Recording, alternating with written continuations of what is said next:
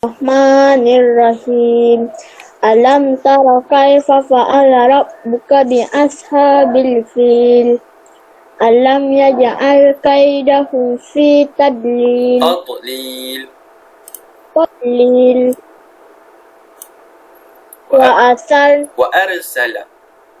Wa arsala alaihim tayran ababil. Tarmihim bihijaratin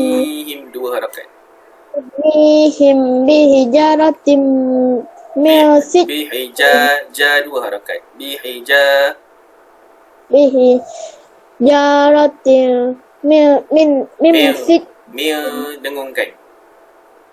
sijil faja'alahum ka'asfil ma'kun ma'kun Makul.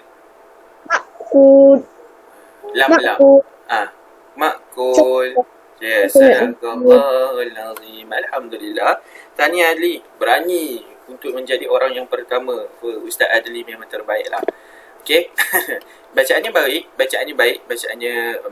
Okey.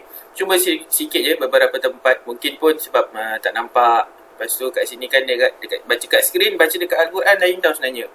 Bila baca dekat skrin ni kadang-kadang mata kita lain.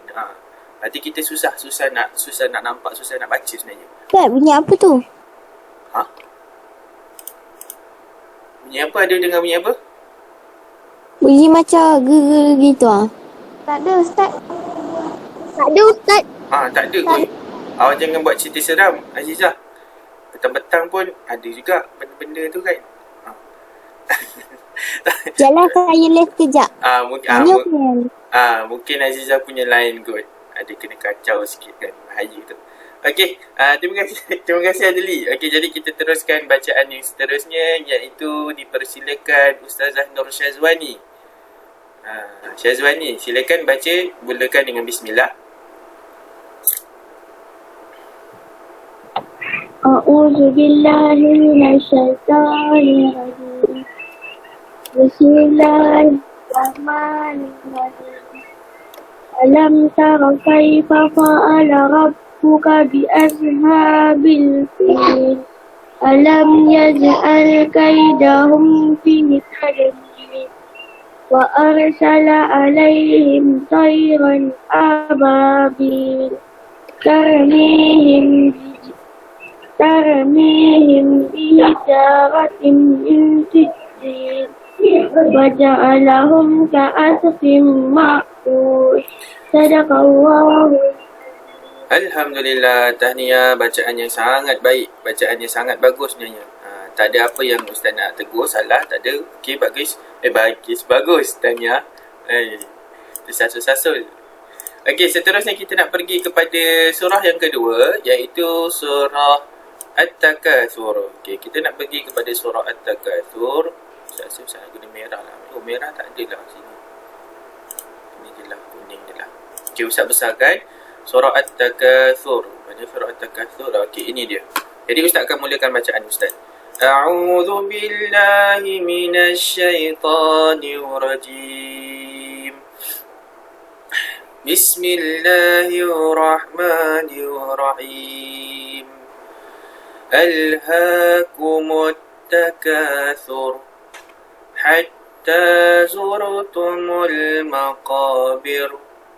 Kalla sawfa ta'lamun. Thumma kalla sawfa ta'lamun. Kalla law ta'lamuna 'ilmal yaqin.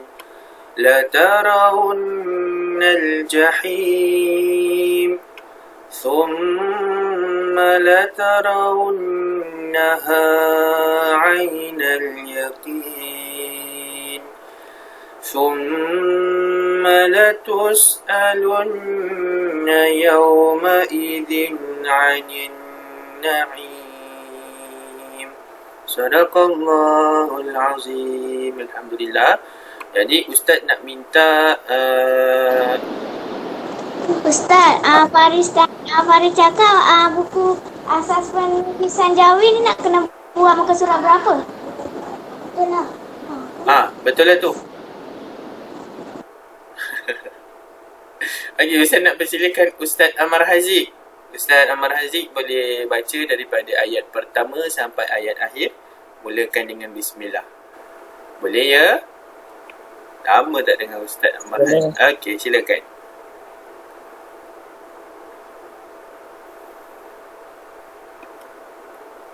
Bismillah dulu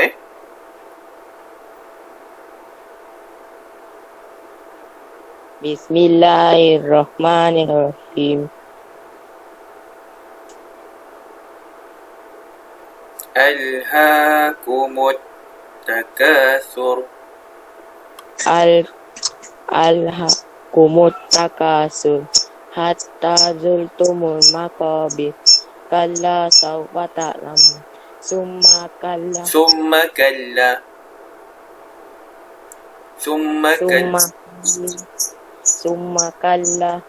sawfa ta'lamun. Kalla law ta'lamun. Kalla law ta'lamun. ta'lamun.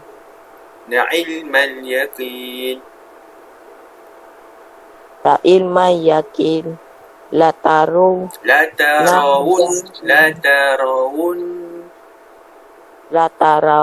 nal jahil summa lataraw pendek summa la tarawun.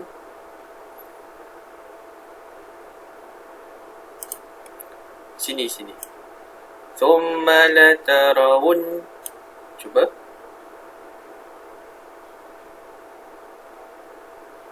Summa lataraun aimal yakin. Naha ainal yakin. Kat sini.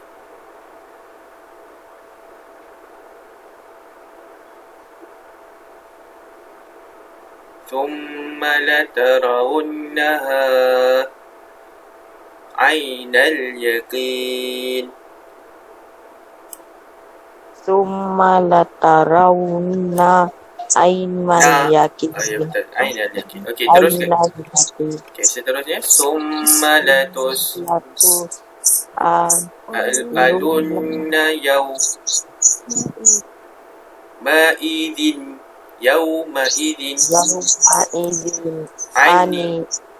ani na'i. Ya, bagus. Alhamdulillah. Terima kasih Amar Haziq, tahniah. Bacaan yang baik. Cuma ada beberapa tempat lah sikit-sikit lah kan. Tak apa, insyaAllah lepas ni lebih banyak lagi awak mengaji, bacaan tu akan lebih lancar. Lebih banyak lagi kita baca Al-Quran. Setiap hari kita ulang bacaan Al-Quran kita akan dapat lancarkan lagi bacaan Al-Quran kita. Macam dulu Ustaz pun bacaan dulu memang gagap. Kita mula daripada awal kan. Dulu kalau awak sekarang ni Iqra' betul tak? Awak pakai Iqra' kan? Iqra' 1, Iqra' 2 sampai Iqra' 6 ke Iqra' 5? 6. Iqra' 6 kan? Kalau dulu Ustaz pakai Muqaddam. Jadi macam dulu pakai Muqaddam ni dia lain sikit lah dengan Iqra'. Muqaddam ni dia ada juga ban-an apa kan. Tapi dia terus pergi kepada surah. Dia terus pergi pada surah pendek. Jadi kat situ lagilah bila nak baca tu kita baca satu-satu. Memang satu-satu masa dulu. Jadi memang bacaannya tak lancar lah. Tapi disebabkan kita ni nak belajar, kita nak lancarkan bacaan kita. Hari-hari kita belajar, hari-hari kita mengaji kan. Jadi Allah memudahkan urusan kita nak belajar dalam agama ni kan. Maka kita pun dapatlah lancar dalam bacaan kita. Makin lama makin kita dapat baca dengan jelas, dengan terang, insya-Allah. Okey, jadi seterusnya kita nak yang perempuan belum okey. Ustaz nak minta Amelia Farisha baca surah At-Takatsur daripada awal hingga akhir. Bismillahirrahmanirrahim. Alhaakumut takasur hatta zultumul maqabir. Kalla sawfa ta'lamun. Summa kalla sawfa ta'lamun. Kalla law ta'lamuna ilmal yaqin latarawunnal jahim. Summa latarawunnaha aynal yaqin. Summa latus'alunna yawma izin anin na'im. Sadaqallahul azim. Alhamdulillah. Tahniah Amelia, bagus bacaan tu, sangat baik. Ada sikit je lah kat situ summakalla tu kan. Jadi kita kena tengoklah panjang pendek dia. Tapi tu sikit je. Okey, tak apa. Seterusnya kita akan pergi kepada surah yang ketiga. Okey, terima kasih Amelia tadi, tahniah. Sandi balik di sini. Okey, surah yang ketiga adalah surah Al-Adiyat. Jadi kita nak baca surah Al-Adiyat. Ke bawah lagi sikit. Kanan sikit. Okey. Ini dia surah Al-Adiyat. Jadi dengarkan dulu bacaan Ustaz. Ustaz akan baca secara tertil, iaitu secara satu-satu. Awak dengar baris dia, awak dengar panjang dia. Okey, cuba. A'udzu billahi minasyaitonir rajim. Bismillahirrahmanirrahim. والعاديات ضبحا فالموريات قدحا فالمغيرات صبحا فأثرن به نقعا فوسطن به جمعا إن الإنسان لربه لكنود وإنه على ذلك لشهيد وإنه لحب الخير لشديد أفلا يعلم إذا بعثر ما في القبور وحصل ما في الصدور إن ربهم بهم يومئذ لخبير صدق الله العظيم. Okay, Alhamdulillah, itu bacaannya surah Al-Adiyat. Ada 11 ayat. Jadi Ustaz nak minta Ain Balkis. Ain Balkis ada kat sini tak? Ada Ustaz. Ada. Okey, Ustaz nak minta baca daripada awal sampai akhir. Dipersilakan Ain. Bismillah. Bismillahirrahmanirrahim. Wal-'adiyati dhabha fal-muriyati qadha فالمغيرات صبحا فأثرن به نقعا فوسطن به جمعا إن الإنسان لربه لكنود وإنه على ذلك لشهيد وإنه لحب الخير لشديد أفلا يعلم إذا بعثر ما في القبور وحصل ما في الصدور إن ربهم بهم يومئذ لخبير صدق الله العظيم. Alhamdulillah, bacaan yang sangat bagus. Bagus. Tahniah Ain Balkis. Terima kasih. Cuma Ain Balkis, Ustaz nak tanya, cuba baca balik dekat sini Ain Balkis. Dekat ayat ni. Cuba baca. Fawasatna bihi jam'a. Okey. Jadinya kita tengok hurufnya adalah sin, betul tak? Ini pun mungkin ada ramai yang tak perasan. Jadi ni hurufnya sin, jadi kita kena sebut sa, bukan kita sebut sod, betul tak? Jadi kalau Ustaz pandang balik kejap kita tengok balik kat sini. Kalaulah Ustaz baca fa wa sod, bihi. Dia akan jadi sin ke akan jadi sad? Dia akan jadi sad, betul tak? Fawasatna, sad kan? Tapi kalau huruf sin, kita kena baca fawasatna bihi. Fawasat. Jadi macam tu. Jadi dia kan huruf sin, huruf sad ni dia hampir sama. Jadi sebab itulah kadang-kadang kita terlepas ataupun kita macam tertukar dia punya sebutan. Jadi dekat sinilah kebiasaannya. Ramai orang, bukan Ain Balkis je, ramai orang yang biasa tersalah dekat sini. Macam surah Al-Ikhlas, Qul huwallah ke Qul huwallah, wallah kan. Jadi kat situlah jadi sebutan Allah tu kan, Qul huwallah, salah Qul huwallah. Macam itulah. Ada beberapa tempat yang ramai sebenarnya antara kita yang salah baca lah, yang silap bacanya. Okey, tahniah Ain, bagus. Seterusnya Ustaz nak minta Zakwan. Silakan Zakwan dengan menggunakan headphone yang baru. Baca. Bismillahirrahmanirrahim. Wal-'adiyati dhabha wal-muriyati qadha wal-mughirati subha fa'asarna bihi naq'a fawasatna bihi jam'a innal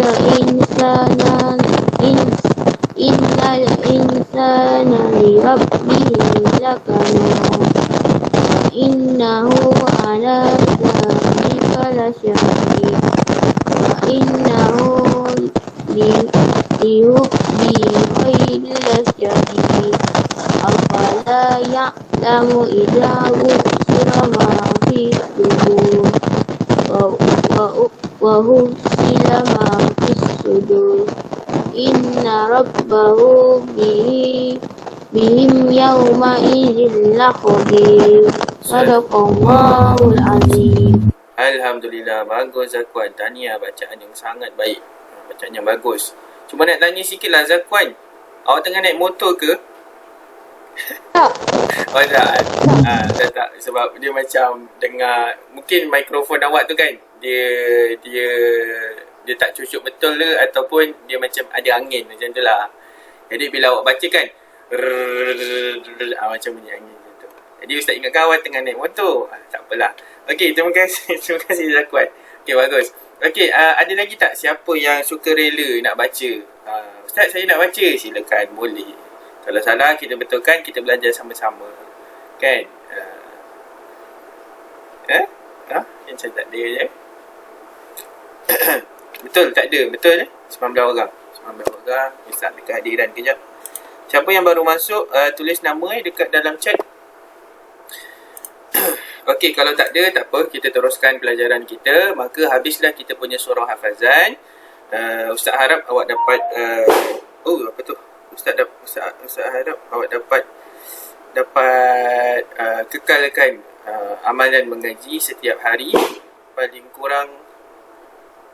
kurang satu hari satu muka surat, ataupun satu hari satu helai. Okey, cuba istiqamah dalam melakukan amalan membaca Al-Quran. Okey, habis dekat situ sahaja. Sadaqallahul azim. Alhamdulillah, selesai. Maka sekarang ni Ustaz nak awak keluarkan kitab ibadat. Keluarkan kitab ibadat. Boleh buka pada muka surat 103. Ibadat kita nak belajar pada muka surat 103. Jadi ini yang lepas, ini yang semalam kita dah pakai warna kuning. Jadi Ustaz nak tukar warna lain pula.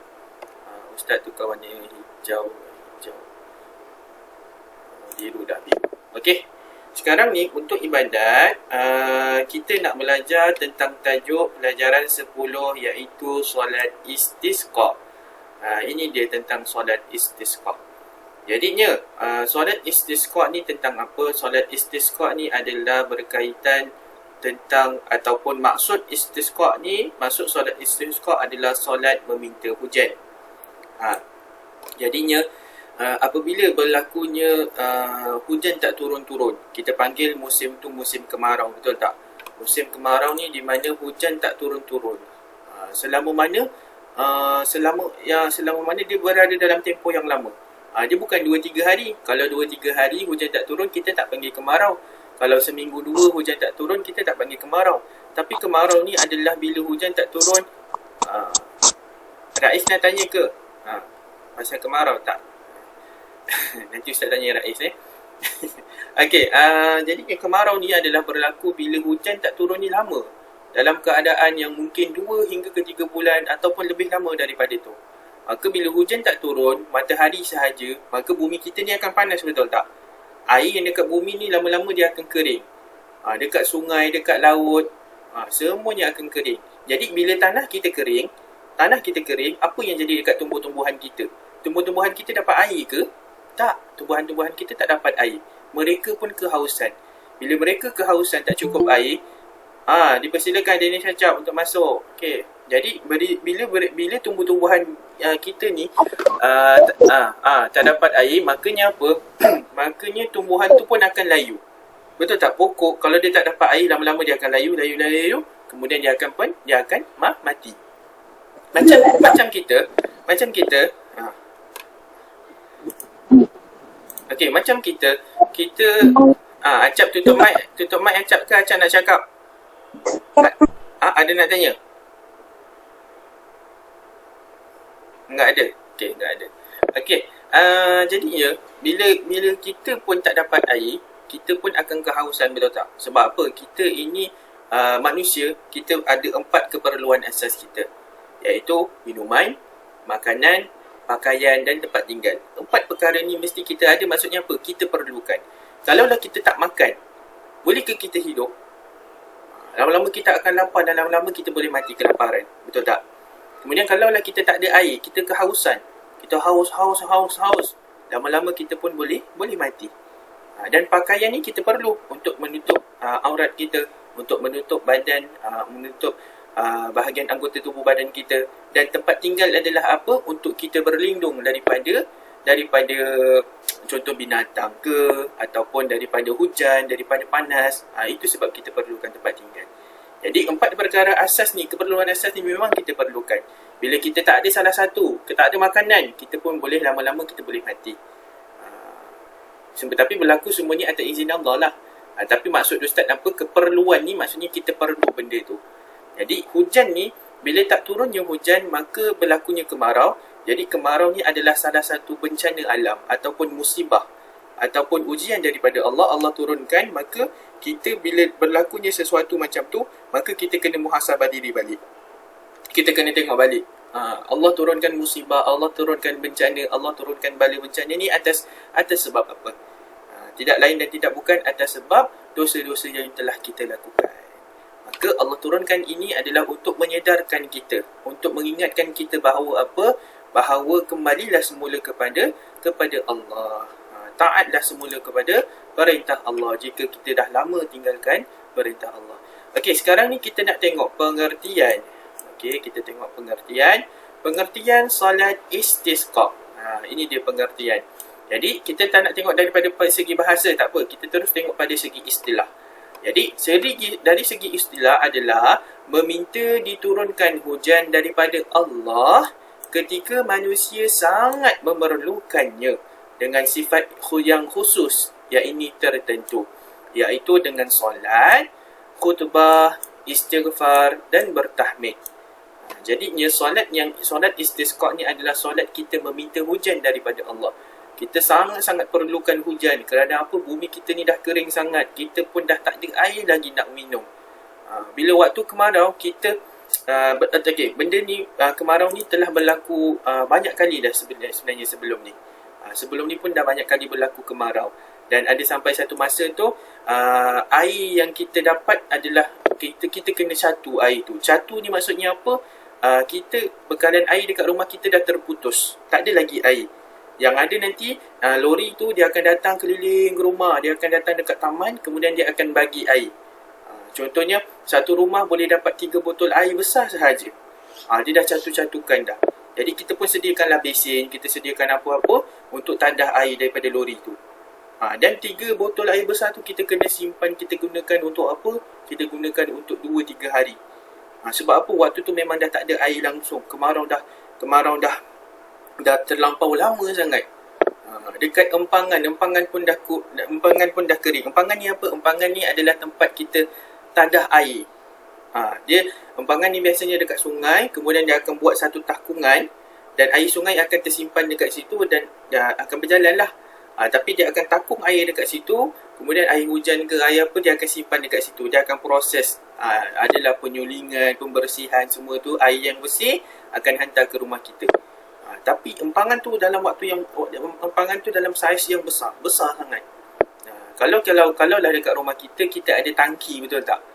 Jadi air sampai dekat luar, dia akan masuk tangki simpan air, lepas tu baru kita guna. Lepas tu jadi tangki tu umpamanya adalah empangan lah.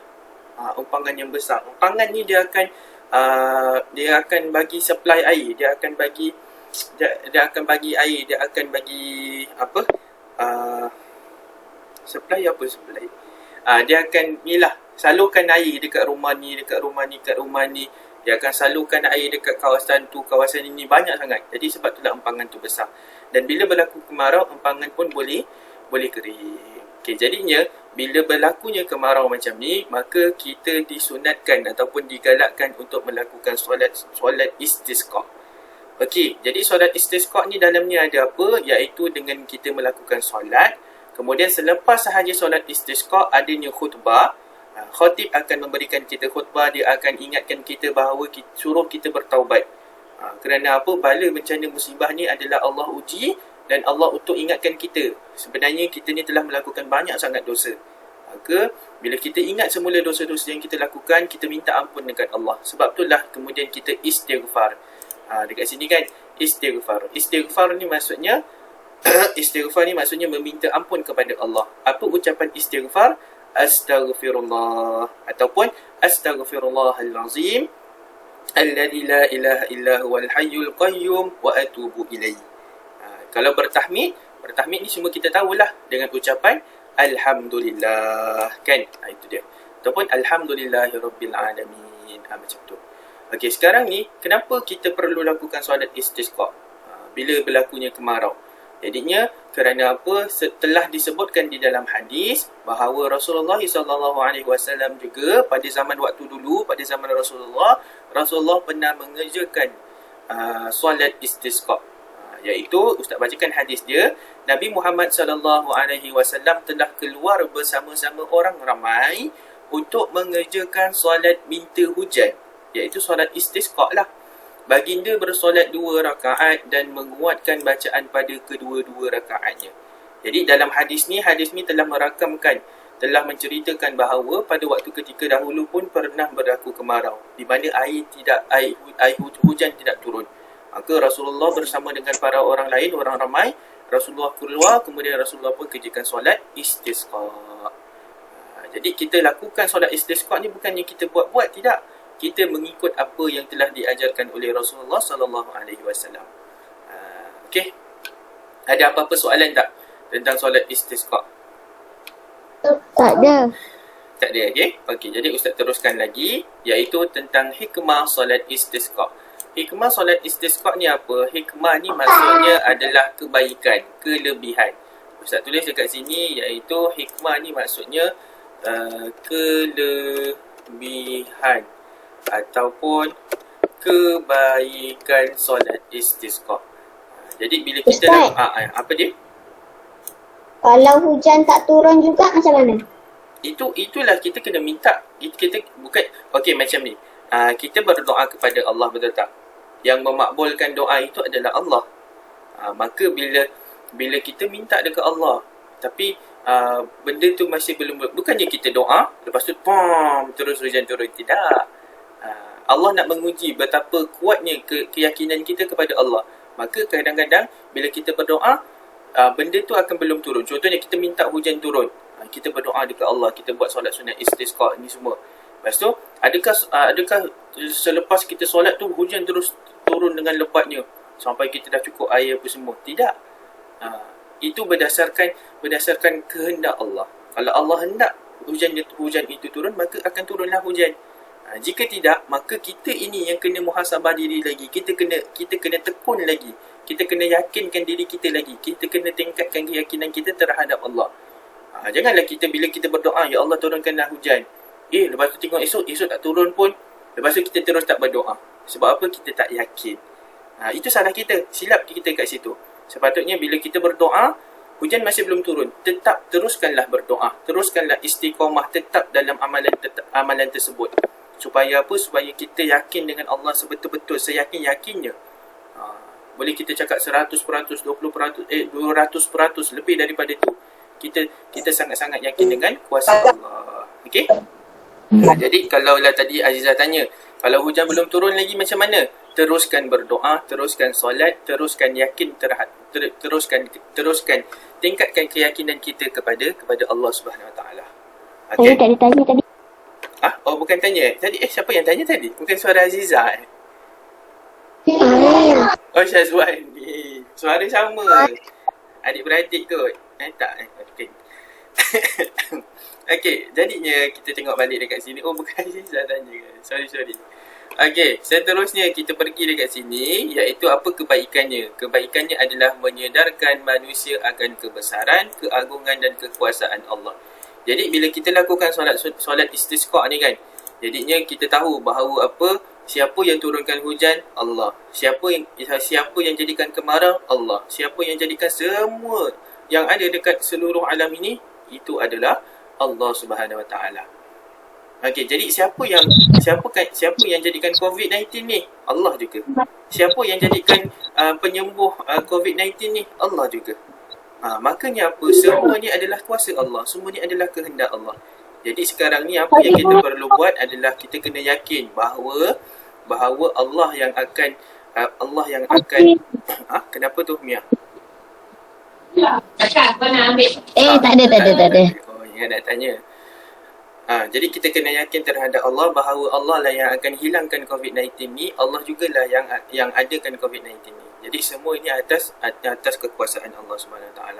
Jadi sekarang ni, bila berlakunya macam ni, adakah, kalaulah kita tengoklah waktu sekarang ni kan, waktu sekarang ni telah merebaknya wabak COVID-19, wabak coronavirus. Dan waktu sekarang ni kita tak nampak pun coronavirus tu di mana, betul tak? Ianya makhluk yang kita tak boleh nak lihat, makhluk yang ghaib yang kita tak boleh lihat dengan mata kasar kita. Sebenarnya dia ada di mana-mana. Maksudnya dia adalah virus yang dalam bentuk yang sangat halus, kan? Macam kita batuk, ada kuman. Kuman tu kita nampak ke? Kuman tu kita tak nampak. Kerana apa? Saiz kuman tu terlampau kecil. Kita tak boleh nampak dengan mata kita, mata kasar kita, kan? Begitu juga dengan coronavirus. Jadinya apa? Bila kita tak boleh nak kawal macam tu, bila kita tak nampak benda tu, ketahuilah bahawa kita kena yakin kepada Allah agar Allah lindung kita. Kita nak lindung, kita bolehlah pakai mask, lepas tu pakai glove ataupun pakai apa-apa lagi lah untuk menghindar daripada penyakit tu kan. Tetapi semua yang kita usahakan tu adalah keputusan akhirnya adalah daripada Allah, kan?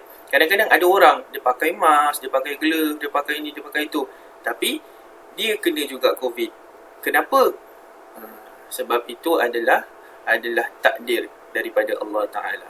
Maka bila macam tu, dia kena yakinlah bahawa COVID-19 yang dia telah hadapi ataupun dia telah dapat tu, maka Allah juga boleh hilangkan benda tu. Jadi kita kena yakin dengan Allah, keyakinan kita. Okey, seterusnya yang kedua, mengingatkan manusia bahawa sebagai makhluk kita sentiasa memerlukan bantuan dan pertolongan Allah. Inilah yang Ustaz cerita tadi tu. Jadi dalam apa jua keadaan, apa segala keadaan, kita ini bergantung kepada Allah. Dalam keadaan kita ni dalam hidup yang senang, kita tetap bergantung pada Allah. Kalaulah kita hidup dalam keadaan yang susah, maka kita juga bergantung pada Allah. Apa-apa keadaan, semua keadaan itu kita bergantung kepada Allah. Maksudnya apa? Kita perlukan Allah. Kita sentiasa perlukan Allah. Kita memerlukan bantuan dan pertolongan Allah. Jadi bila kita tengok hikmah daripada solat istisqa ni, berlakunya kemarau. Jadi janganlah kita ni ego. Kita tak berdoa pun dekat Allah. Kita tak solat pun. Kita melakukan maksiat lagi. Maka dekat situ kita tengoklah diri kita ni sombong dengan Tuhan kita. Sombong dengan Allah. Padahal kita tahu bahawa semua ini adalah kuasa Allah. Sepatutnya kita minta pertolongan dan bantuan daripada Allah. Tapi kalau kita tengok zaman sekarang ni, sepatutnya kita kena bersatu, kita kena bersatu padu untuk apa? Untuk berdoa, untuk minta dekat Allah supaya Allah hilangkan COVID-19 ni. Tapi apa yang berlaku dekat sini, kita lebih percaya kepada vaksin. Bukannya Ustaz kata vaksin ni tak perlu. Vaksin ni perlu juga, usaha kita. Tetapi apa yang berlaku adalah Ustaz dengar ceramah daripada ada beberapa orang ustaz. Antaranya kalau Ustaz tengok dekat ni lah, dekat internet kan. Antaranya Ustaz Ahmad Dasuki, lagi siapa? Ustaz Wadi Anwar, Ustaz Adenin ke. Bila Ustaz tengok macam tu, dia cerita apa? Dia cerita orang yang datang vaksin ni, dia pergi vaksin. Orangnya orang Islam. Tetapi apa? Dia tidak melakukan solat. Dia tidak menunaikan solat. Jadi kesilapannya berlaku kat situ lah. Kita usaha memang usaha. Tetapi yang menyembuhkan tu siapa? Yang menyembuhkan tu Allah. Kita kalau sakit, kita makan ubat, betul tak? Ubat tu adalah sebagai ikhtiar kita kan, usaha kita. Kita batuk, kita makanlah ubat batuk. Tetapi kita kena ketahui bukan ubat batuk itu yang menyembuhkan kita. Tetapi yang menyembuhkan kita itu adalah Allah. Itu sebab kadang-kadang orang sakit, dia makan ubat. Tak sihat-sihat lah. Makan ubat batuk, tetap batuk lagi. Makan ubat demam, tetap demam lagi. Kerana apa? Kerana bukan ubat tu yang menyembuhkan. Nah, yang menyembuhkannya adalah Allah. Ubat tu adalah sebagai satu ikhtiar kita. Kita nakkan sesuatu, kita nak sihat, maka kita kenalah makan ubat. Kita nak kurus, maka kita kenalah diet. Macam tu. Janganlah kita nak kurus tapi kita makan. Jadi tak jadilah benda tu kan. Betul tak? Jadi kita kena usaha. Macam tu lah. Okey. Seterusnya, hikmah dah selesai. Kita nak pergi kepada hukum. Jadi hukum menunaikan solat istisqa ni apa? Okey. Awak tengok dekat muka surat 104 ni, awak punya tajuk ni ada salah tau. Dia tulis dekat sini hikmah, tapi sebenarnya awak kena betulkan jadi hukum. Kalau lah awak tu salah, tengok dekat muka surat 104 ni kan. Kalau ni salah, awak pakai pensel, awak garis, lepas tu awak tulis kat atas dia hukum. Sebenarnya ini dia nak tulis hukum solat istisqa. Jadi hukum solat istisqa adalah sunat muakkadah. Ustaz dah ceritakan yang lepas sunat muakkadah ni apa? Sunat muakkadah ni adalah sunat yang dituntut. Kerana apa? Kerana solat istisqa ni bukannya kita boleh lakukan pada bila-bila masa, tidak. Solat istisqa ni hanya kita lakukan apabila berlakunya kemarau, apabila berlakunya hujan tidak turun. Sangat-sangat lama, dalam tempoh yang sangat lama. 2-3 bulan ke, menyebabkan bumi ni kering, tanah ni kering, kemudian tumbuh-tumbuhan, pokok-pokok mula layu, mati. Kita pun dah mula kehausan, kita pun tak ada bekalan air. Kita terpaksa bertayamum. Bertayamum kan guna debu tanah kan. Sebab apa? Sebab tak ada air. Tak ada air, kita nak ambil wuduk. Jadi memang macam itulah. Jadinya kita kena lakukan solat ini dalam waktu keadaan yang macam tu. Bukannya sekarang ni kan ada hujan. Sekarang ni bukannya hujan pun ada kadang-kadang dua kali seminggu, kadang-kadang 3 kali seminggu. Maksudnya bukan keadaan sekarang lah. Kalau lah kita buat keadaan sekarang, kita nak buatlah solat istisqa, tak boleh. Tak boleh dan solat itu tidak sah. Kerana apa? Solat istisqa ni bergantung kepada keadaan. Bila berlakunya kemarau, barulah kita diharuskan untuk solat istisqa. Okey. Selesai dekat situ, jadi kita dah tahu hukumnya adalah sunat muakkadah, dapat pahala sunat. Sunat yang dituntut. Okay, kemudian yang kedua, solat ini sunat ditunaikan jika ingin mendapatkan hujan. Ini tujuan solat tu. Ini tujuan solat istisqa.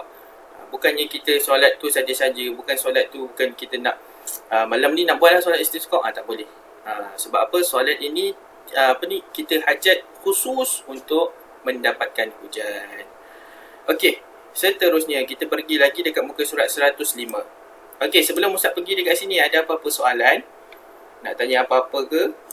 Tak ada. Tak ada. Bagusnya kamu semua ni. Okey. Okey, seterusnya cara memohon hujan. Jadi macam mana bila berlakunya kemarau, berlakunya hujan tak turun-turun? Macam mana ni hujan tak turun-turun? Apa yang kita perlu buat sebenarnya? Jadi perkara yang pertama kita perlu buat adalah berdoa kepada Allah. Ini dia perkara pertama. Ini perkara yang paling asas. Apa-apa sahaja keadaan, contohnya lah kita nak periksa, kita pun berdoa kepada Allah. Berdoa ni adalah memohon kepada Allah. Memohon sesuatu. Contohnya kita nak mohon supaya kita dipermudahkan urusan, maka kita berdoalah kepada Allah. Itulah dia. Itu perkara paling asas. Kemudian bila berlakunya kemarau lagi macam ni, perkara yang kedua apa je kita nak kena buat adalah berdoa setelah menunaikan solat. Tak kisahlah awak buat solat fardu ke, selepas solat zuhur, selepas solat asar tu, dah habis solat, kemudian awak doa. Doalah khusus untuk minta hujan. Ataupun, andai katalah, awak buat solat sunat. Buat solat sunat hajat ke, solat sunat taubat ke, solat sunat apa-apa sahaja. Kemudian selepas solat tu, awak pun berdoa. Maka, ini perkara kedua yang awak boleh lakukan. Berdoa setelah menunaikan solat. Yang ini berdoa kepada Allah ni maksudnya berdoa pada bila-bila masa. Contohnya awak tengah duduk, tiba-tiba hujan. Awak pun berdoa. Tiba-tiba hujan. Boleh kemarau kan? Kita cerita kemarau. Tiba-tiba awak tengah duduk-duduk ke apa kan? Lepas tu, awak pun bacalah doa. Boleh. Waktu ketika itu. Okey, kemudian yang ketiga. Yang ketiga adalah menyuruh orang ramai bertaubat, bersedekah, meninggalkan kezaliman, berdamai dalam persengketaan dan berpuasa 3 hari. Ini telah dilakukan oleh ulama-ulama kita lah ni. Ustaz-ustaz kita. Kalau lah awak tengok dekat YouTube banyak, dekat Instagram, dekat Facebook, banyak video ceramah-ceramah ataupun ustaz-ustaz yang sekarang ni, dia ingatkan kita untuk apa? Dia ingatkan kita untuk bertaubat. Sebab makin hari, kes COVID-19 ni makin lama makin tinggi, betul tak? Tak turun-turun lah, senang cerita. Tak turun-turun. 17,000 lagi. Masih dalam keadaan yang angka yang banyak sangat kan.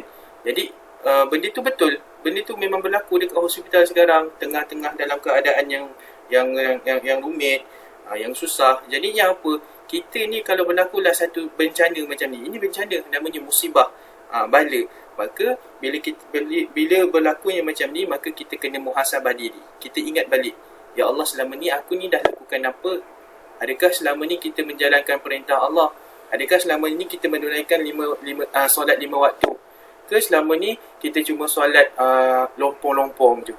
Kadang-kadang subuh tak solat, kadang-kadang zuhur solat, asar pula tak solat, maghrib solat, isyak tak solat, terus tidur. Kita muhasabah diri balik, kita ingat balik. Kita ni cukup ke solat 5 waktu? Okay, kalaulah kita ni cukup solat 5 waktu, alhamdulillah, bagus. Kemudian kita muhasabah diri balik. Adakah setiap hari ni kita ada baca Al-Quran?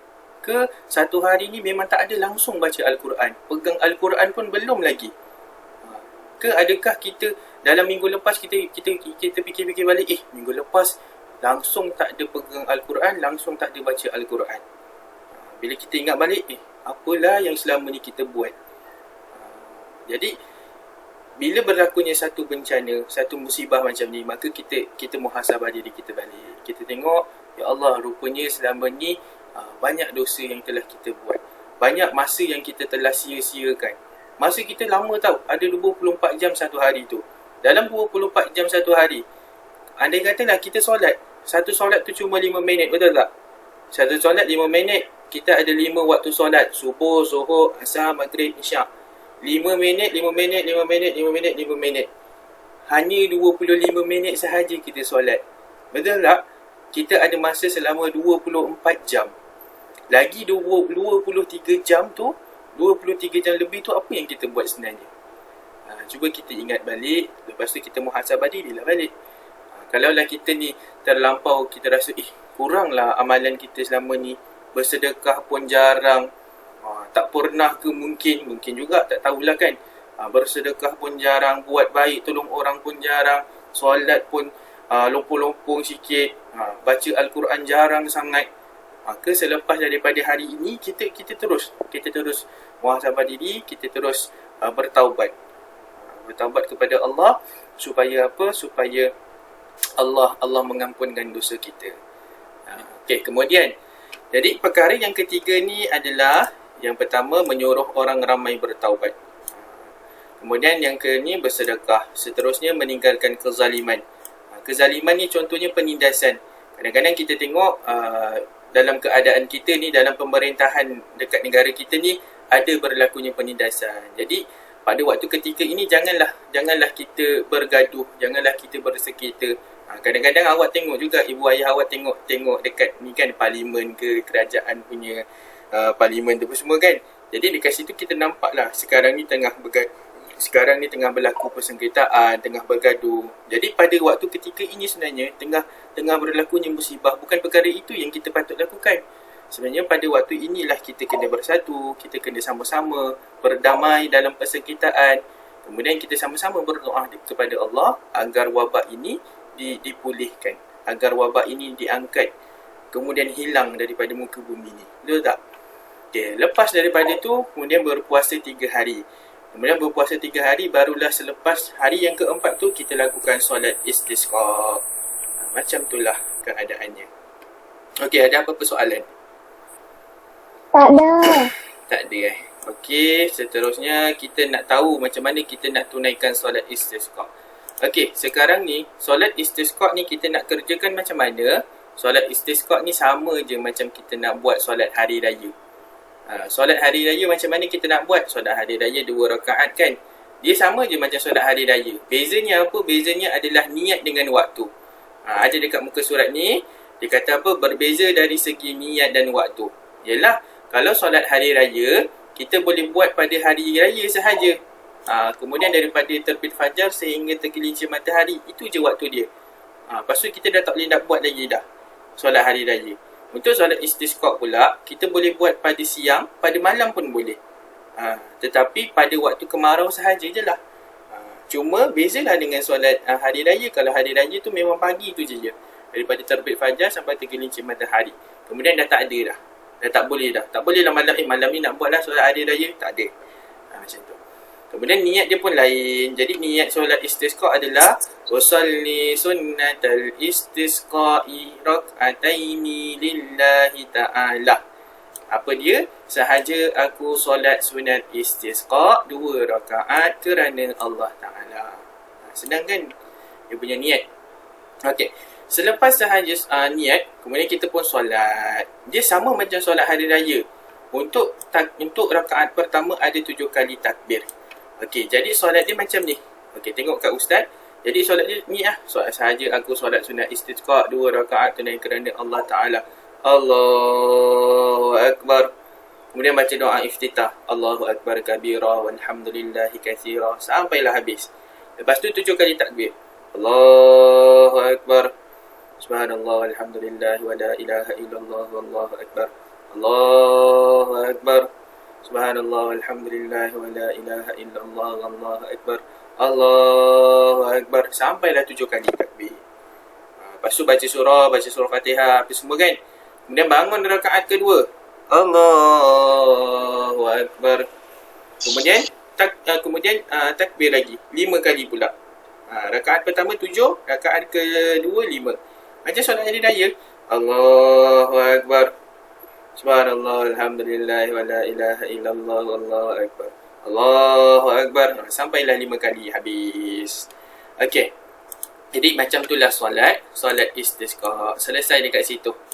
Cara dia sama macam solat hari raya. Tetapi bezanya juga adalah dekat khutbah. Khutbah dia berada dekat hujung. Selepas solat kita akan dengarkan khutbah. Tapi dalam khutbah untuk solat istisqa ni adalah imam akan ataupun khatib akan mengingatkan kita tentang bertaubat. Khatib akan menyuruh kita bertaubat, khatib akan beristighfar. Okey, contoh macam ni. Istighfar di permulaan khutbah sebanyak 9 kali. Kemudian di permulaan khutbah yang kedua sebanyak 7 kali. Jadi dalam khutbah solat istisqa ni kita banyakkan bertaubat, banyakkan beristighfar. Kemudian ini adalah lafaz istighfar. Okey, lafaz istighfar yang biasa kita sebut astaghfirullahalazim. Betul tak? Tapi yang akmal ni siapa? Akmal ni apa? Bukan siapa, akmal ni apa? Akmal ni maksudnya lafaz istighfar yang sempurna. Ini maksudnya akmal. Akmal ni lafaz istighfar yang penuh. Akmal ni maksudnya sempurna ataupun penuh lah. Nak faham kan? Jadi, apa lafaz istighfar yang penuh, yang sempurna adalah Astaghfirullahal azim alladzi la ilaha illa huwal hayyul qayyum wa atubu ilaih. Inilah lafaz istighfar yang sempurna. Okey. Okey, selesai kat situ. Kemudian kita belajar khutbah. Khutbah ni ustaz tak pergi dekat sini sebab khutbah ni panjang. Jadi kita tahulah ada khutbah dan dalam khutbah tu banyaknya istighfar, bertaubat. Okey. Kemudian habis sahaja khutbah, maka habislah kita punya solat istisqa tersebut. Okey. Jadinya kita nak belajar yang seterusnya adalah doa. Doa antaranya adalah doa hujan turun. Jadi apabila berlakunya hujan ataupun hujan turun, maka kita disunatkan ataupun kita disunatkan, digalakkan untuk membaca doa. Iaitu doanya apa? Bismillahirrahmanirrahim. Allahumma sayyiban nafi'ah. Jadi Allahumma sayyiban nafi'ah. Apa maksudnya? Maksudnya adalah, ya Allah, curahkanlah hujan dan manfaatkanlah ia. Kita minta dekat Allah supaya apa? Hujan yang turun ini membawa manfaat kepada kita. Kalaulah hujan tu terlampau lama, maka berlakulah banjir pula kan. Maka biarlah Allah turunkan hujan tu cukup-cukup. Hujan tu yang turun tu manfaat untuk semua. Manfaat untuk tumbuh-tumbuhan, binatang-binatang, kita manusia, semuanya mendapat manfaat. Jadi inilah doa dia. Ustaz nak minta seorang wakil untuk membacakan doa hujan ini. Siapa boleh? Dipersilakan cakap saya. Kalau tak ustaz, Apa ustaz? nak minta bacakan doa. Allahumma sayyiban nafi'ah. Baca bismillah dulu Syazwan. Sekejap ustaz. Okey, boleh. Bismillahirrahmanirrahim. Allahumma sayyiban nafi'an. Nafi'ah. Lagi sekali, Syazwan. Allahumma sayyiban nafi'ah. Nafi'ah. Alhamdulillah, bagus. Tahniah Syazwan. Okey, kenapa kita tak baca nafi'an? Sebab kan belakang ni kan kita matikan kan. Jadi sebab itulah tanwin ni kita tak baca tanwin, kita baca baris atas sahaja kan. Allahumma sayyiban nafi'ah. Itu adalah doa ketika turunnya hujan. Jadi bila selepas ini hujan turun, maka janganlah kita cakap huri hujan, boleh tidur, ye. Lebih elok, lebih digalakkan, dapat pahala lagi bila kita berdoa kan.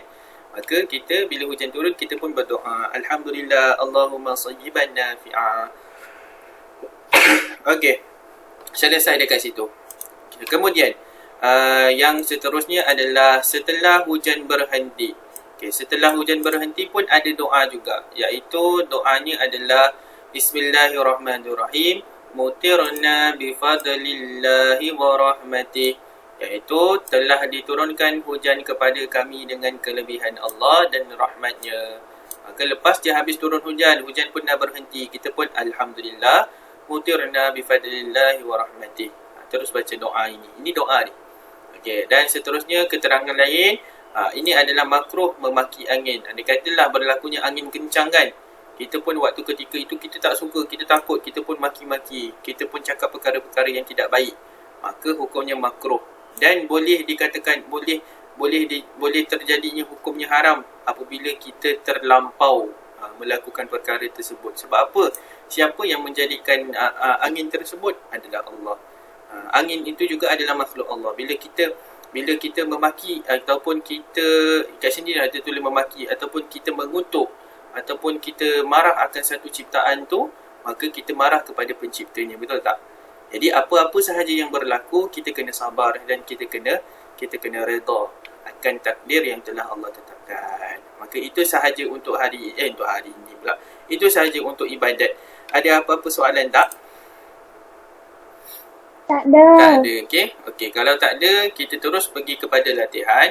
Latihan kita iaitu ibadat. Ibadat ustaz dah tuliskan jawapan siap-siap dah. Hari ni memang lambat sikit habis. Semalam makwah 1 pun habis dalam dekat pukul 5.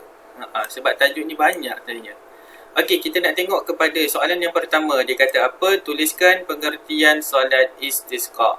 Okey, jadi apa erti solat istisqa? Adalah meminta diturunkan hujan daripada Allah ketika manusia sangat memerlukannya dengan sifat yang khusus ataupun tertentu. Ini dia, okey. Nak screenshot boleh screenshot, nak ambil gambar boleh ambil gambar ataupun nak Ustaz dah siap. Oh, dah siap, alhamdulillah. Dah siap. Ada beberapa orang dah hantar dekat ustaz nanya. Ustaz cakap, Saya dah siap. itulah memang dah hantar, memang terbaik lah yang hantar ni kan. Ustaz kalau tulis sampai habis boleh ke? Boleh, tulis sampai habis lagi bagus. Dapat A++ lah. Ustaz kan tanda kan. Okey. Jadi, okey, seterusnya nombor 2. Okey, kalau dah siap kita pergi secara ringkas lah. Yang kedua adalah 2 hikmah solat istisqa. Hikmah tadi kita dah cerita iaitu tentang kebaikan kan. Kebaikan solat istisqa adalah menyedarkan manusia akan kebesaran, keagungan dan kekuasaan Allah. Kemudian yang kedua, mengingatkan manusia bahawa sebagai makhluk, kita sentiasa memerlukan bantuan dan pertolongan Allah. Jadi bila berlakunya kemarau, bila berlakunya musibah, maka apa yang kita perlu lakukan? Kita mintalah kepada yang maha berkuasa, iaitu Allah Subhanahu wa ta'ala. Okey, yang ketiga, apakah hukum bagi solat istisqa? Siapa boleh jawab ni? Wajib, sunat, sunat muakkadah, mana satu? Saya. Okey, saya. Silakan saya. Ya, Ustaz. Okey, kejap.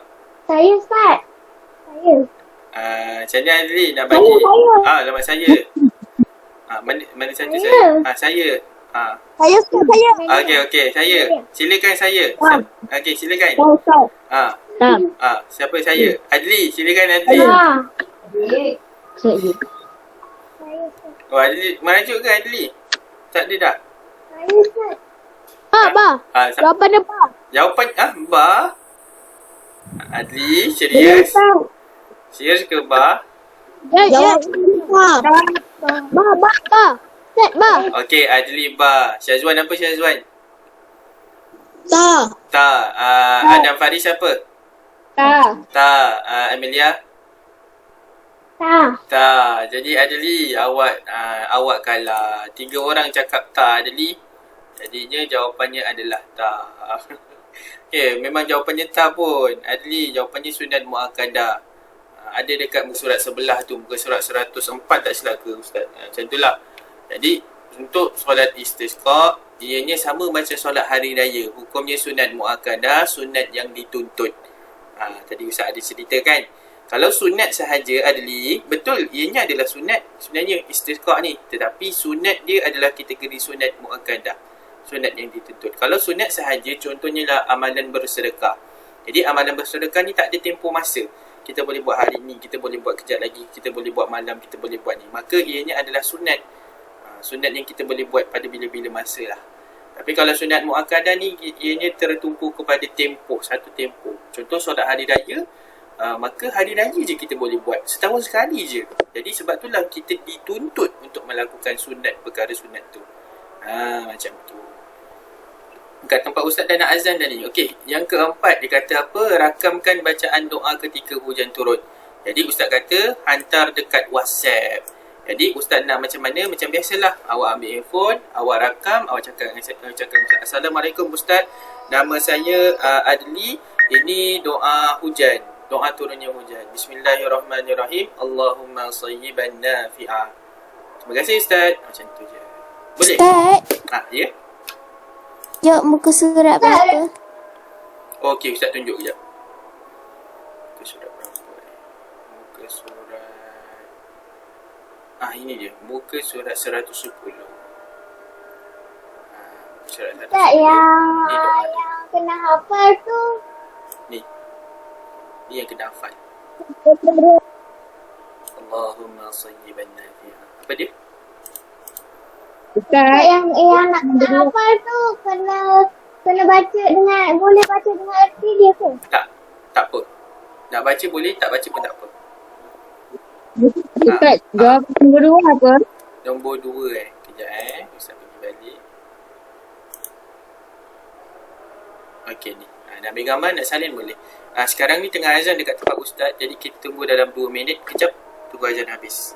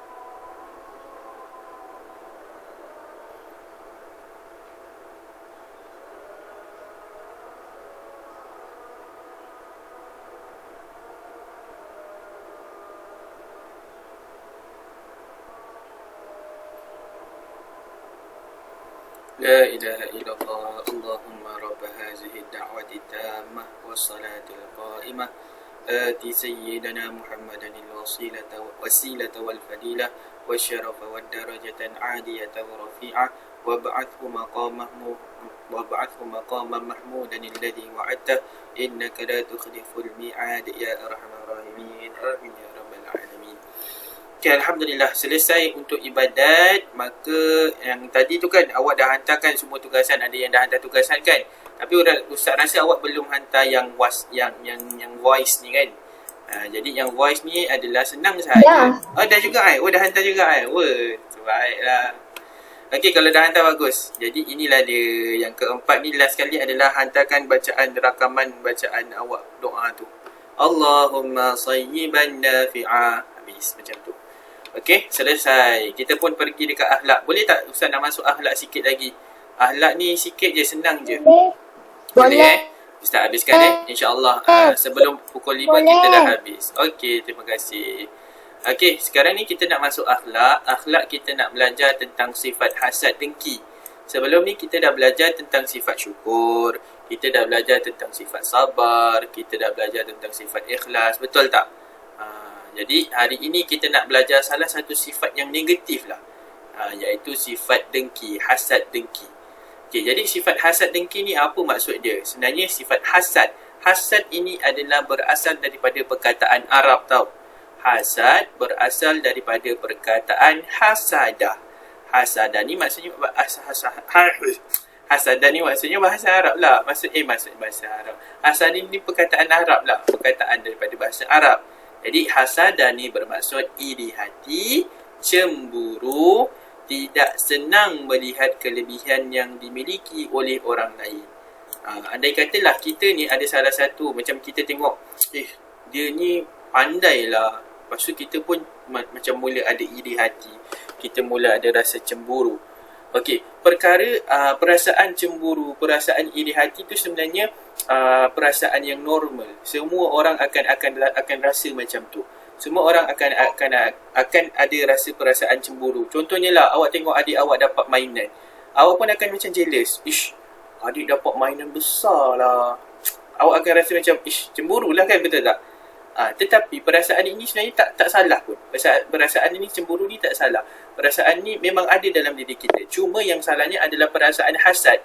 Bila kita dah cemburu, adik ada mainan besar lah. Kita pun dah cemburu. Kemudian kita ikutkan dengan perasaan hasad. Kita kata apa? Tak boleh jadi ni. Bila kita cakap, tak boleh jadi ni. Itu kita dah mula ada perasaan hasad. Kita pun kata apa? Adik dapat mainan besar ni. Kita pun buat apa? Kita ambil mainan dia, kita nyorokkan dekat bawah katil. Macam pernah buat je Ustaz ni. Tak, Ustaz tak pernah buat. Okey. Maksudnya apa? Maksudnya perangai. Bukan perangai.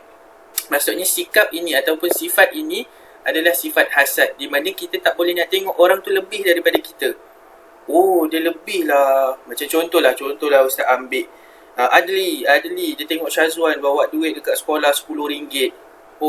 Dia tengok, Syazwan ni bawa RM10, tak boleh jadi ni. Jadi Adli pun esoknya dia bawa lebih daripada Syazwan. RM20 Adli bawa. RM20 Adli bawa. Masuk dalam poket. Lepas tu, masa dekat dalam kelas, sajalah tunjuk-tunjuk warna oranye RM20 tu. Lepas tu Syazwan pun tengok, ada RM20 lah. Esoknya Syazwan bawa RM200. Ambil. Adli pun kalah. Adli pun, alamak, 200 tak boleh lawan lah ni. Dia tak boleh lawan lah. Jadinya macam mana? Adli pun kata, tak boleh jadi ni. 200 Syazwan tu pun Adli ambil senyap-senyap. Adli tinggalkan RM2 sahaja dekat poket dia. Jadinya apa? Adli dia tak boleh tengok orang lain lebih daripada dia. Jadi itu adalah antara sifat hasad. Kita memang ada cemburu. Dia ni bawa duit lebih lah. Mesti dia ni kaya ke apa ke kan. Kita memang ada perasaan macam tu. Tapi cuma jangan ada perasaan hasad. Iaitu kita tak boleh tengok orang tu lebih daripada kita. Kita nak tengok, orang tu mesti bawah kita. Orang tu mesti macam biasa-biasa je. Kita je yang akan lebih. Kita je yang lebih akan mulia. Macam tu lah. Itu adalah perasaan hasad. Jadi perasaan ini perasaan yang tidak baik. Perasaan yang buruk lah. Okey, seterusnya.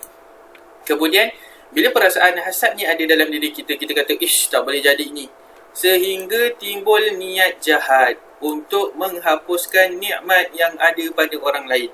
Jadinya apa? Bila kita tengok, ish, orang ni tak boleh lebih daripada kita, kita pun akan fikir macam-macam cara lah untuk hapuskan, untuk tak adakan nikmat tu. Contohnya tadi Adli nampak Syazwan bawa 200. 200. Tak boleh jadi ni. Adli pun kena hapuskan benda tu supaya tak ada.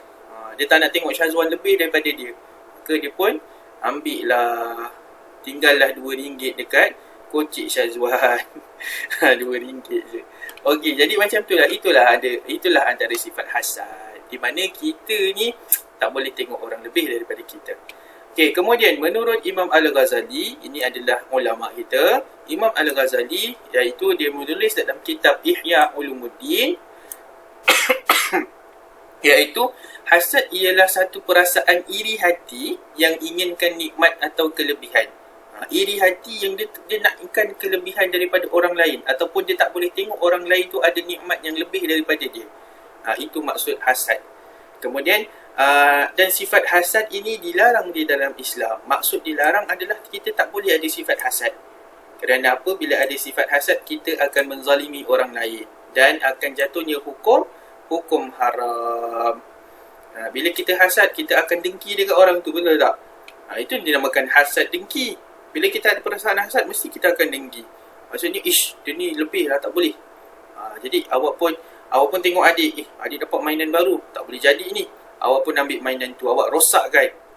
Awak tak dapat, jadi awak kata, ish, kalau saya tak dapat, adik pun tak boleh dapat juga. Maka awak ambil, awak pun rosakkan mainan adik awak. Jadi dua-dua tak dapat, dan awak pun ketawa. Padan muka awak kata. Tapi padan muka awak lah, sebab awak kena marah dengan mak awak sebab rosakkan. Okey, seterusnya. Jadi itulah sifat hasad. Dan sifat hasad ini telah dirakamkan dalam Al-Quran. Allah telah berfirman dalam surah Al-Alaq, iaitu A'udzu billahi minasyaitonir rajim. Bismillahirrahmanirrahim. Qul a'udzu birabbil falaq min syarri ma khalaq wa min syarri ghasikin idza waqab wa min syarri naffatsati fil 'uqad wa min syarri hasidin idza hasad. Tadi Ustaz cakap surah Al-Falaq, surah Al-Falaq. Surah Al-Falaq ayat 1 hingga 5. Minta maaf, salah. Surah Al-Falaq. Okey. Jadinya dalam surah Al-Falaq ni Allah kata apa? Katakanlah wahai Muhammad, aku berlindung kepada Allah, Tuhan yang menciptakan sekalian makhluk, dari bencana makhluk-makhluk yang ia ciptakan, dan dari bahaya kelak apabila ia masuk, dan dari kejahatan makhluk-makhluk yang menghembus-hembus pada simpulan-simpulan dan ikatan-ikatan, dan dari kejahatan orang lain, dari kejahatan orang yang dengki apabila ia melakukan dengkinya. Jadinya apa? Jadinya Allah telah berfirman di dalam Al-Quran bahawa adanya sifat dengki ni di dalam manusia. Maksudnya sifat ni memang ada dalam manusia, cuma kita kadang-kadang memang ada sifat dengki, tapi cuma kita macam mana kita nak tangani sifat tersebut. Kadang-kadang kita ada sifat marah, betul tak? Macam mana kita nak tangani marah? Maka kita kena berlatih lah. Kita kena berlatih. Kita kena hilangkan sifat marah tu. Kita kena hindarkan supaya tidak cepat marah. Macam itulah. Antaranya adalah sifat dengki ni macam mana kita nak tangani, kan? Okey, jadi ada juga di dalam surah Ali Imran, kemudian ada juga di dalam hadis, dan kita nak tengok apa sebenarnya punca sifat hasad ni. Macam mana kita boleh ada sifat hasad ni? Jadi menurut Imam Al-Ghazali, antara puncanya adalah perasaan permusuhan dan kebencian. Maksudnya, bila kita benci dekat seseorang, kita tak suka dekat seseorang, maka akan timbulnya sifat hasad dengki. Contohnya tadi, Zakwan, dia tak suka dekat Syazwan. Contohlah. Zakwan dia tak suka kat Syazwan, dia benci. Jadi bila dia benci, dia tak boleh tengok Syazwan. Syazwan bila siap kerja je, tak boleh lah Syazwan siap kerja dulu. Maka dia pun akan kacau-kacau Syazwan, ajak-ajak Syazwan berbual. Dua-dua tak siap kerja, dua-dua lah kena marah. Tapi apa Ustaz nak cakap kat sini adalah bila kita tak sukakan seseorang tu, kita akan berkemungkinan ada sifat nak dengki dekat dia, ada sifat hasad dengki, nak jatuhkan dia. Macam itulah. Okey, yang kedua macam mana boleh ada sifat hasad dalam diri kita adalah bila kita rasa diri kita ni lebih mulia dari orang lain. Kita rasa diri kita ni hebat, kita rasa diri kita ni lebih daripada orang lain, lebih mulia, lebih berkuasa daripada orang lain, maka kita akan merendah-rendahkan orang lain. Kita akan dengki dia lah, kita akan cuba zalimi dia, kita cuba akan aniaya dia, kan, macam-macam lah. Okey, dan seterusnya. Oh, ada 20 orang, 21 orang. Ustaz tak screenshot lagi. Okey, inilah dia, ada dua kita pergi, iaitu punca sifat hasad. Seterusnya kita nak pergi kepada ciri-ciri hasad pula. Jadi hasad ni macam mana sebenarnya sifat dia? Hasad ini sifatnya adalah apabila kita ingin melihat nikmat yang diperoleh orang lain itu hilang ataupun berpindah kepada kita. Kita tengok orang tu lebih, kita tengok adik ataupun abang kita dapat macam ibu sayang lebih lah dekat abang, ibu sayang lebih lah dekat adik. Kita pun jealous. Maka kita pun cuba nak jadikan ibu tak suka dekat abang, ibu suka dekat kita. Ibu tak sayang abang, ibu sayang kita lebih. Jadi kita pun cakaplah dengan ibu. Ibu tadi abang ada pecahkan cawan. Ibu tadi adik ada pecahkan cawan, adik pecahkan pinggan. Lepas tu ibu pun marah lah. Bila ibu marah abang, ibu marah adik, kita pun suka lah.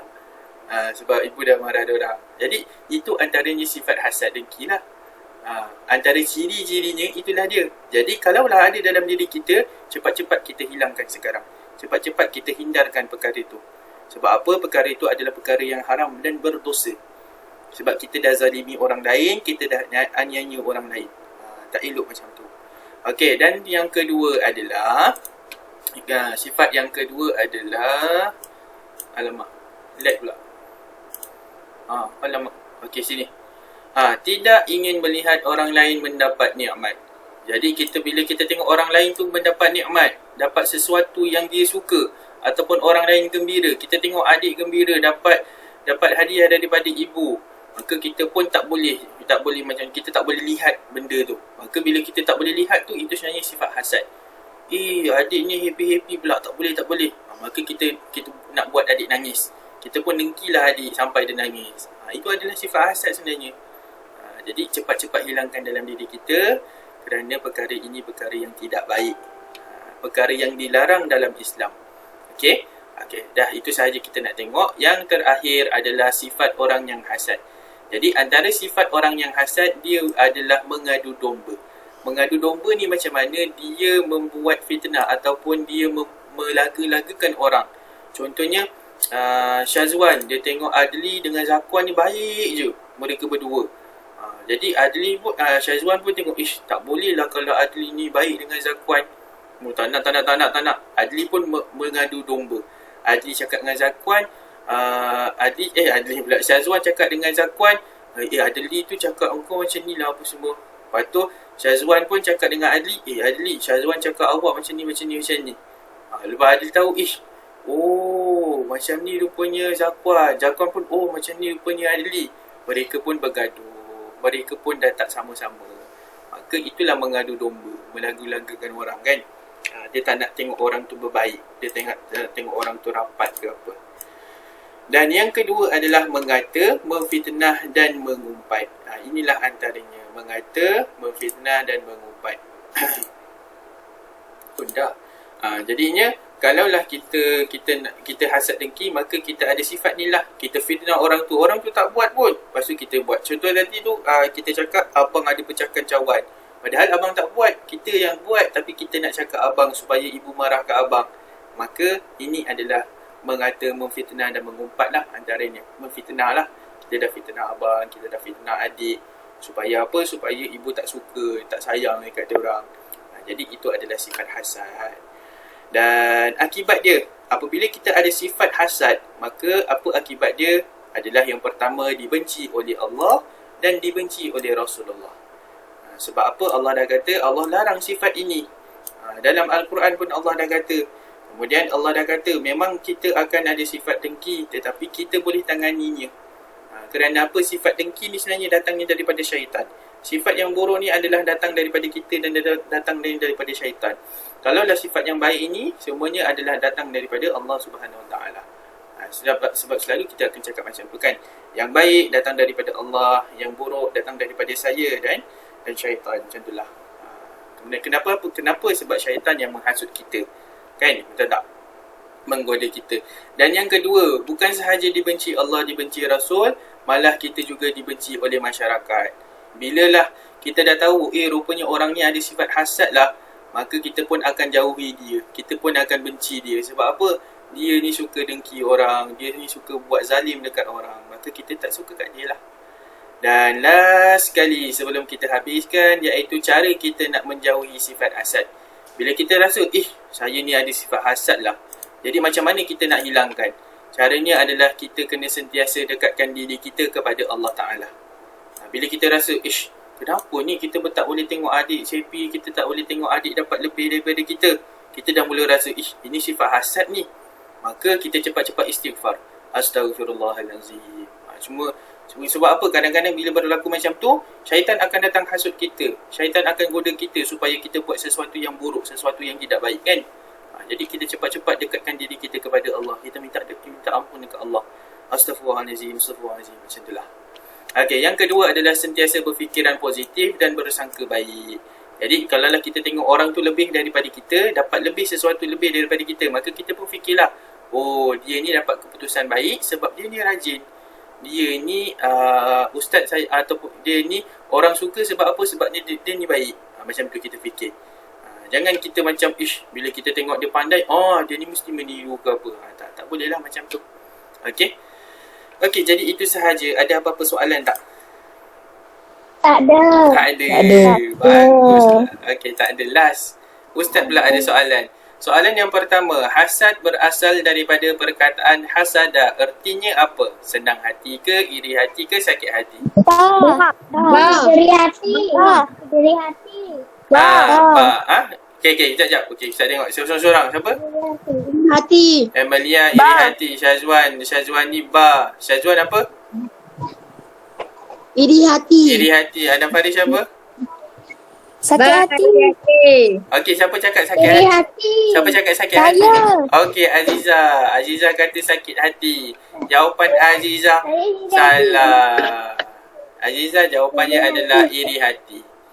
Sakit hati ni maksudnya, sakit hati ni bila orang buat sesuatu dekat kita, kita tak suka, maka kita pun sakit hati. Kalau iri hati ni maksudnya cemburu. Orang ni lebih lah, orang ni macam lebih lah daripada kita. Macam contohnya orang ni dapat sesuatu ke, dapat gaji lebih ke, kita pun kenapa dia dapat gaji lebih, kenapa dia dapat bonus ke apa, macam tu lah. Maka kita pun iri hati, cemburu. Maka kat situ iri hatilah maksudnya. Kalau sakit hati ni maksudnya kita terima sesuatu ataupun orang buat sesuatu kat kita, kita tak suka, maka kita pun sakit hati. Contohlah ada orang cakap Aziza asyik duduk depan je Aziza ni. Tu Aziza pun tak suka dia cakap macam tu. Aziza pun sakit hati. Macam tu je. Sakit hati.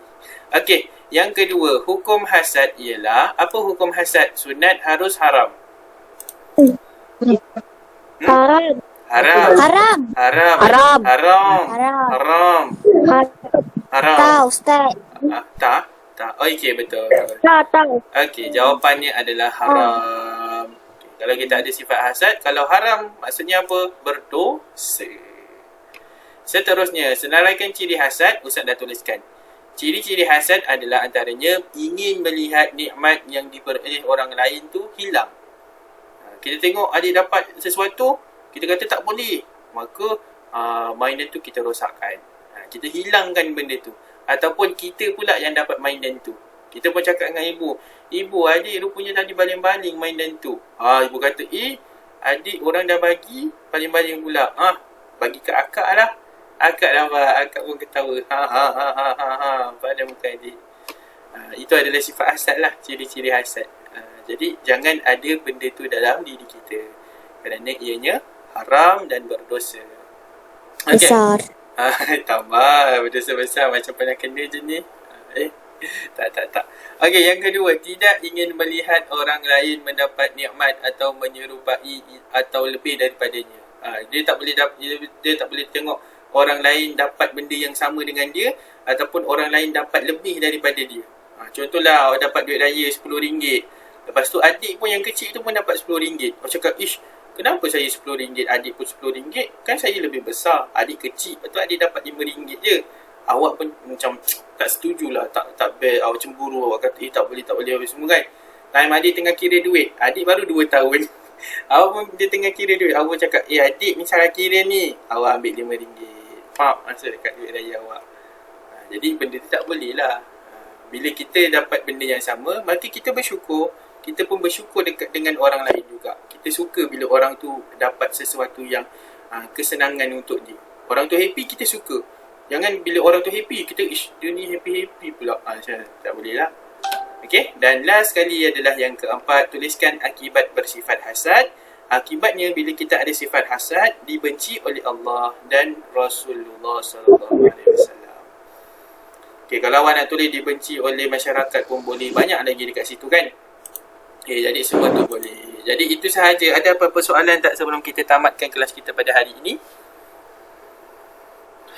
Tak ada. Tak ada. Alhamdulillah. Bagus. Okay. Semua terbaik lah kan. Okay. Tadi Ustaz nampak ada dalam 20 orang kot. 20 ke 21. Okay, tahniah kepada semua yang dapat hadir pada hari ini. Jadi itu sahaja untuk hari ini yang kita belajar, iaitu ibadat, hafazan dengan akhlak. Jadi Ustaz nak jemput Adam Farish untuk membacakan doa balik, boleh Adam Farish? Tasbih kafarah dengan surah Al-As. Dipersilakan Ustaz Adam Farish.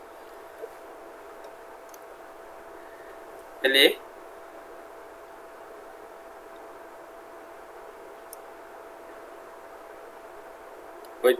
Tidur kan? Cakap. Tadi macam ada dengar suara je Adam Farish. Ke mesti Adam Farish macam malu-malu. Alamak, macam ni nak buka mic tak ni? Ke? Betul tak? Boleh tak Adam Farish? Hello? Ayo. Boleh? Dia dah buka mic tadi. Boleh baca surah Al-An, lepas tu baca tasbih kafarah sama-sama. Yang lain aminkan. Ayo, boleh tak?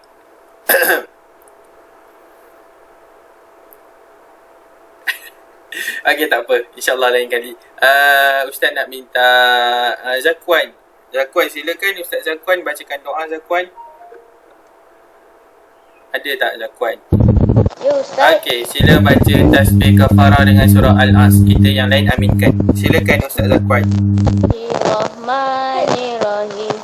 Wal-'asr innal insana lafi khusr illa allazina amanu wa amilus solihat wa tawasaw bil haqq wa tawasaw bis sabr. Sadaqallahul azim.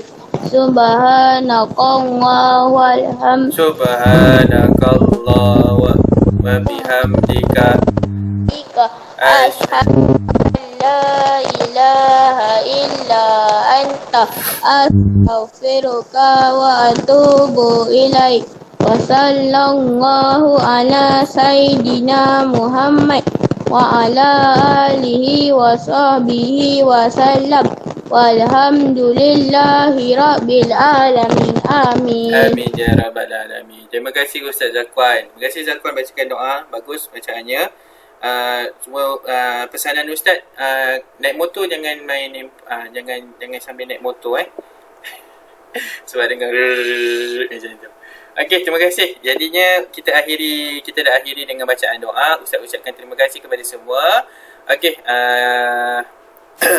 terima kasih. Assalamualaikum warahmatullahi wabarakatuh. Jumpa lagi insya-Allah. Waalaikumsalam. Bye Ustaz. Bye. Bye. Bye. Ya, sama-sama. Okay.